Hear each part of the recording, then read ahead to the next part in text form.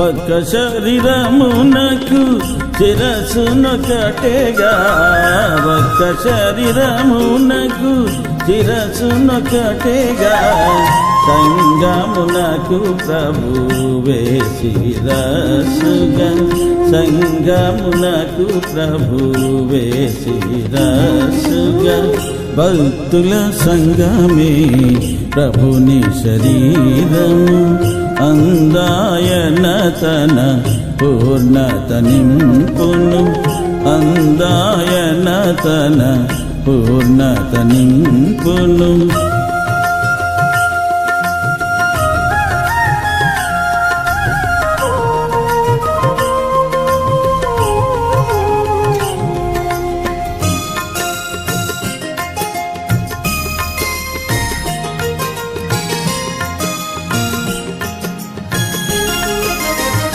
శిరస్సు నుండే యోచనలు వెలువడును, శిరస్సు నుండే యోచనలు వెలువడును, శరీరమునందు ప్రకటింపబడును, శరీరమునందు ప్రకటింపబడును.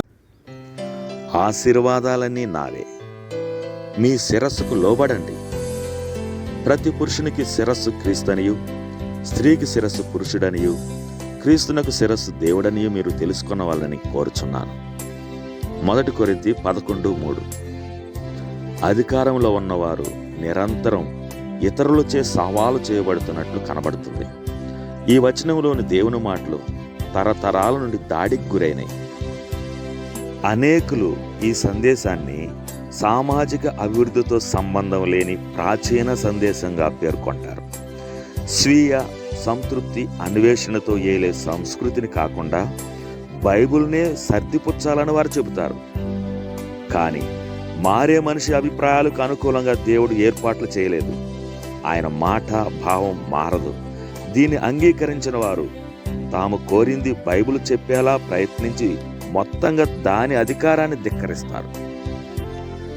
సంఘ సామూహిక విధుల విషయంలో సంఘానికి ప్రత్యేకంగా సంబోధించిన లేఖన భాగంలో ఈనాటి వచన భాగం పేర్కొనబడింది. పత్రికలోని ఇతర భాగాల నుండి క్రీస్తే సంఘానికి శిరస్సు అని స్థిరపరచబడింది. అక్కడ నుండి మనం పైకి పురుషు నుండి దేవునికి, కిందికి పురుషు నుండి స్త్రీకి పనిచేస్తాం. ఈ వచన సరళతను తిరస్కరించే స్త్రీలకు క్రిందికి అనే పదం రుచించదు. కానీ శిరస్సు అనే పదం అధికారాన్ని ఇవ్వడం గురించే కాక దేవుని క్రమంలో దాని అభ్యాసాన్ని కూడా వివరిస్తుంది. భౌతిక దేహంలోని శిరస్సు ఎన్నడూ ప్రశ్నించబడదు. దిశ, నిర్దేశం, శోషణం, ఉపదేశంతో పాటు ఇతర అనేక విధులు అధిక మొత్తంలో శిరస్సులో కేంద్రీకృతమైనవి. క్రీస్తునకు శిరస్సు దేవుడని చెప్పి తనతో క్రీస్తు సమానమనే సత్యాన్ని దేవుడు నిరాకరించకపోవడం ప్రాముఖ్యం. మన రక్షణను సాధించడానికే క్రీస్తు లోబడే స్థానాన్ని స్వీకరించాడు. అది ఆయన దైవిక లక్షణాలను లేక తండ్రితో తన సమానత్వాన్ని వ్యతిరేకించలేదు.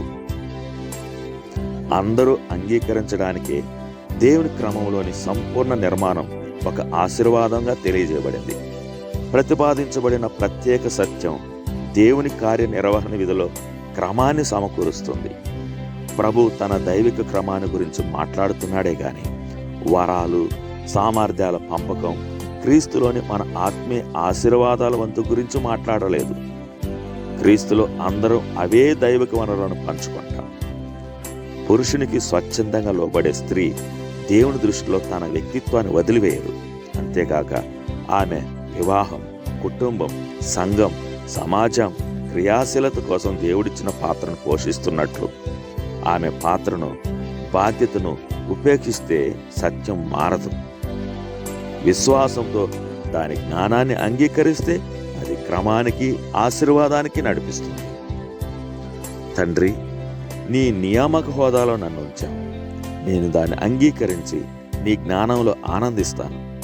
నా శిరస్సుకు లోబడటమే నా ఎంపిక.